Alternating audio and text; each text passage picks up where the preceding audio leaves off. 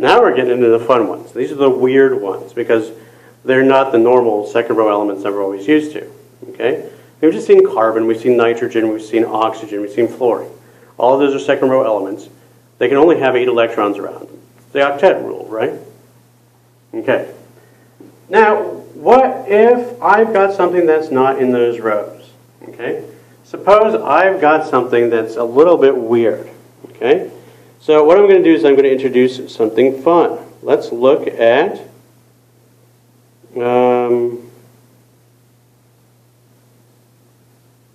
let's see. Let's do this. Okay? PCl5. Okay? If you look at PCl5, you're thinking, well, that's got a lot of atoms around the center. So what's PCl5 look like from a Lewis dot structure standpoint? So I've got a lone pair and 3 dots around it. And the chlorine, since I've got 5 of them, I've got 5 times Cl, and it's got one electron it can give to the phosphorus. So you start here and you say, okay, I'll make chlorine here, chlorine, chlorine, and then you're like, well, wait a minute, Dr. Wayne. What about that lone pair? And I've still got to put 2 chlorines around the phosphorus. How does this happen? Well, you've got 1 lone pair, right? So that means that this one's going to bond to a chlorine, and this one's going to be bond to a chlorine as well. And you're thinking, wow, that's strange. What kind of weird shape is that? Okay. First thing you want to recognize is, are there any electronic domains in the lone pair category around the phosphorus? No. Okay. So no lone pair there around the phosphorus. So what is the electronic domain there? I've got 5 bonds. So 5 electronic domains, 5 atomic domains. Okay, so what's the shape then if it's something that's shaped that way? Well, how would you organize a structure so that everything organized into something that pushed as many things away as possible? Right? What would that be? Okay. It turns out that the overall shape here is going to be a phosphorus in the center, and the chlorines, there's going to be 1 here, 1 there. Should have turned down the sound volume on my phone. That was a nice little addition there. You're playing with power now. So what do we do with the other 2 chlorines? Well, you make them on an axis that sticks out of the plate. Now what this does is this organizes a structure that's kind of equidistant, and it kind of looks like a pyramid on a mirror. A pyramid on a mirror. What do you mean, Dr. Ruane? So I've got phosphorus in the center, okay, and I've got a chlorine point over here, chlorine over here, chlorine over there, and 2 points up here. And how does this work? There's this triangle in the center. It's that plane. This is the plane right here. And I've got 2 points. So it's a triangle, or a pyramid, trigonal pyramid, that's on a mirror. So I've got something that's a trigonal center, but I've got 2 pyramids on either side. So I'm going to call this shape trigonal bipyramidal.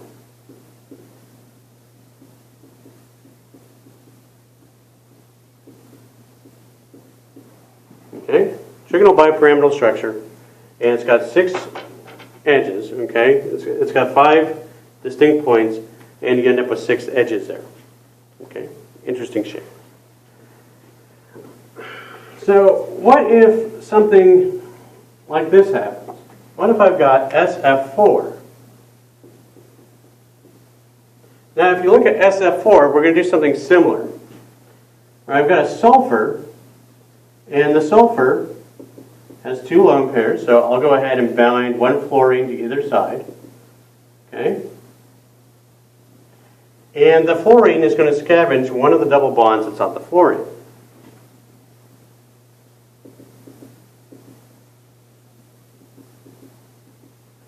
So what's my overall electronic domain structure there? I have 4 bonds, so let's write them in. So for electronic domains for SF4, I've got 4 bonds. and I've got one lone pair. Okay?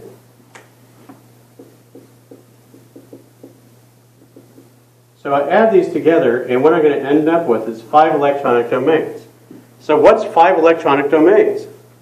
Well, up here, 5 atomic domains equaled 5 electronic domains. It gave us trigonal bipyramidal. So my electronic structure here is a trigonal bipyramidal structure.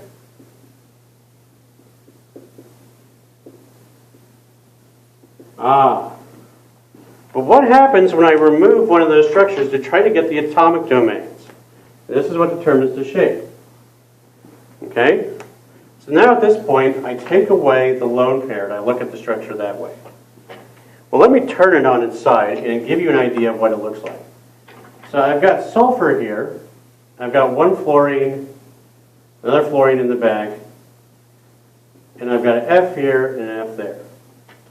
And if you think about this, it's kind of rocking back and forth on those fluorines. So what we call things that rock back and forth like that is, yes, they're going to call them a seesaw. And the shape here is going to be seesaw. Okay, so there's my seesaw shape. 5 electronic domains there. Okay, so let's look at something else that's similar as far as 5 electronic domains. Okay, and in this case, let me look this up. All right, what I have here is ClF3. Okay, so I'm going to draw out the Lewis structure of this guy, Cl. Okay, see, a chlorine had 1 fluorine there, and the fluorine's going to scavenge one of the lone pairs. So F there, F there. How many electronic domains do I have? Well, I've got 1, 2, 3 atomic domains, and I've got 1, 2 electronic domains. So how many electronic domains total do I have? 5. Okay, 5 electronic domains means that this is a trigonal bipyramidal structure as well.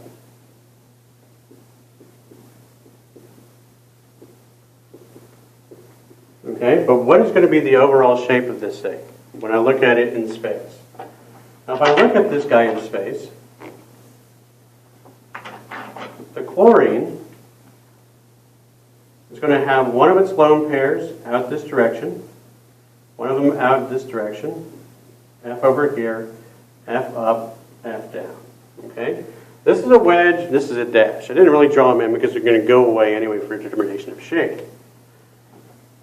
So when I look at the atomic structure of this thing, that's what I see.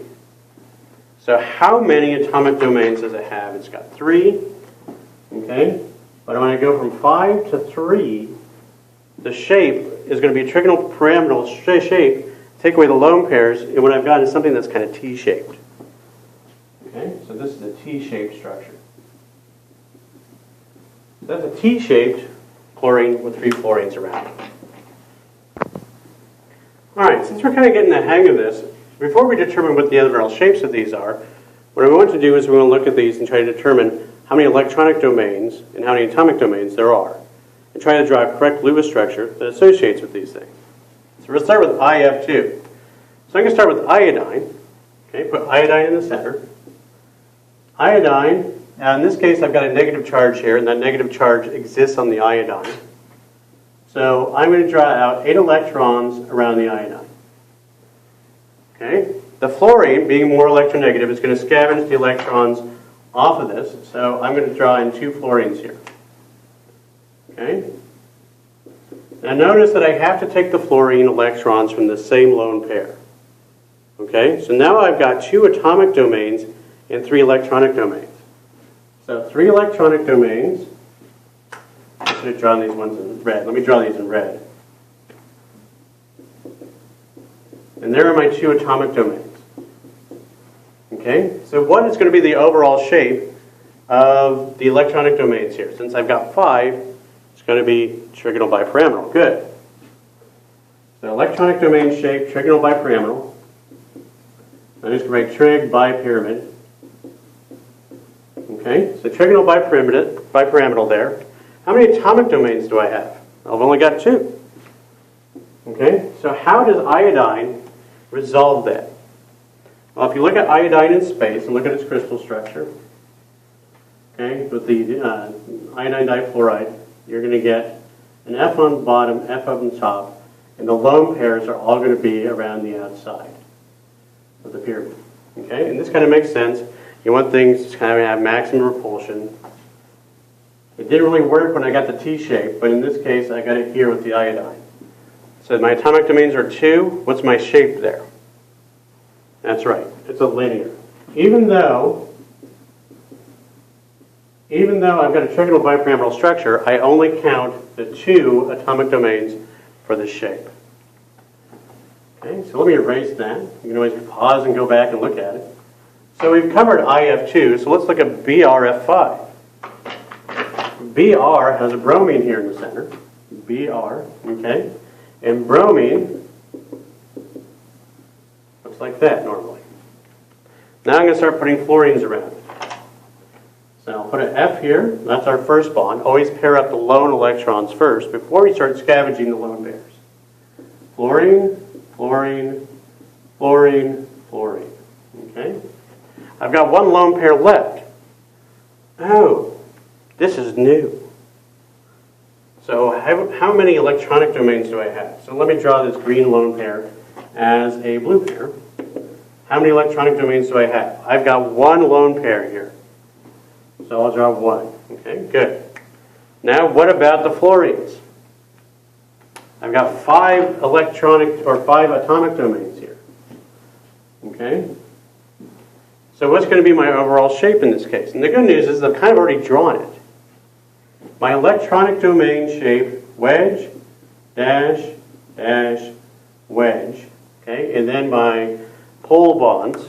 Okay, and what I've got here is that. All right, there's my lone pair.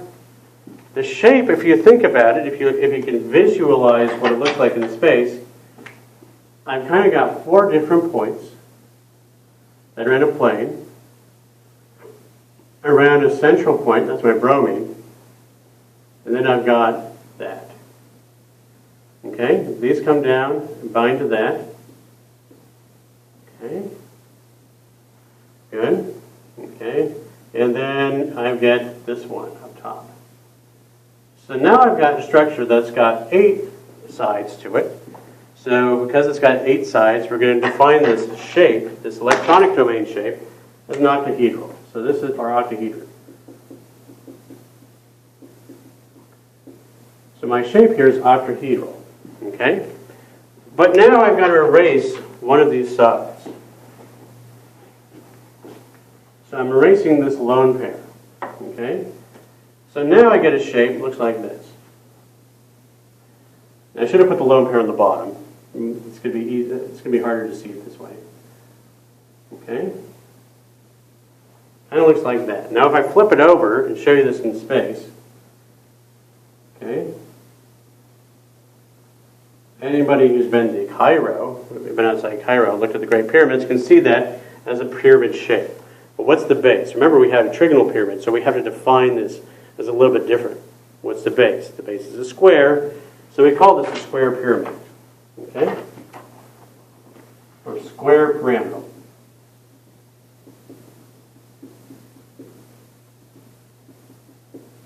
Okay? Xenon, okay? Xenon itself has 8 electrons around it. Now I'm going to have 4 fluorines scavenging it. So, 1, 2, 3, 4. You kind of see where I'm going with that. Okay? So xenon's got 4. It's got 2 lone pairs on it. So what's the electronic domain shape? That's right. It's going to be an octahedral as well.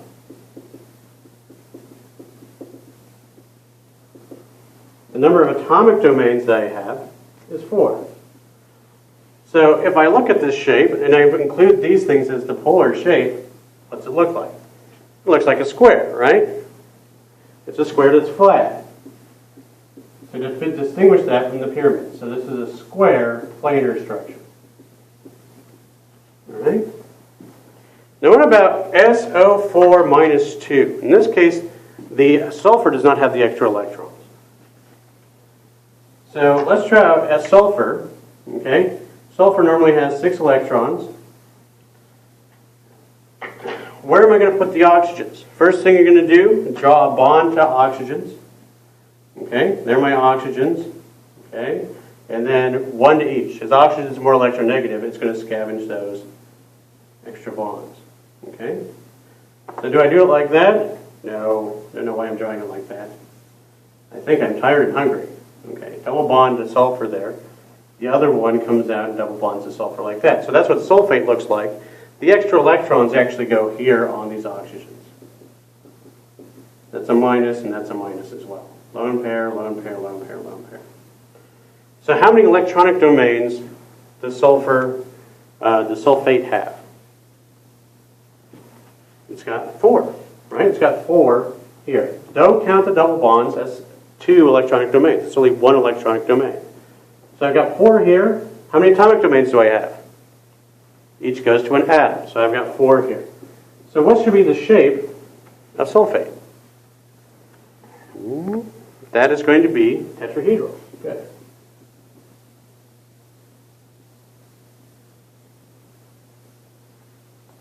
All right, what about PO3? Okay, so let me erase sulfate here. We'll throw phosphorus in. Go ahead and hit pause, and I want you guys to work on this yourselves. Give me electrons. Okay, there's phosphorus. Okay, PO3 minus 3. The extra electrons are all in the oxygens. Okay? Okay? And I've got a lone pair up there.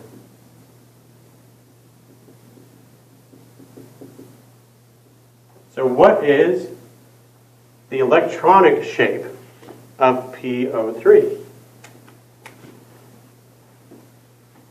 I've got 1 low pair, and I've got 3 atomic domain structures. Okay? So I've got 4 total electronic domains. What's that going to be? Tetrahedral, right?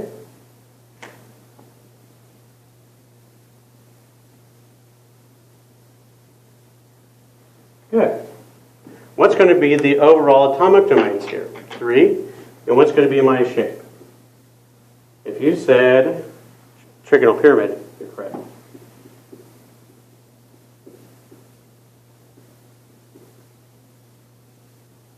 All right? So that pretty much sums up all of the possible electronic structures that I can make simply here. There's others that we can make as well, but let's not get into those, okay? These are all the ones that come in a lot of the common textbooks. So these are the ones that we're going to cover. And I really want you to focus on the videos, the first and second part of valence shell electron propulsion theory. These things are fun. They're great to draw these structures, but for the most part, we don't run into them a lot in most chemistry classes. Okay? Except for these guys. Run into these all the time.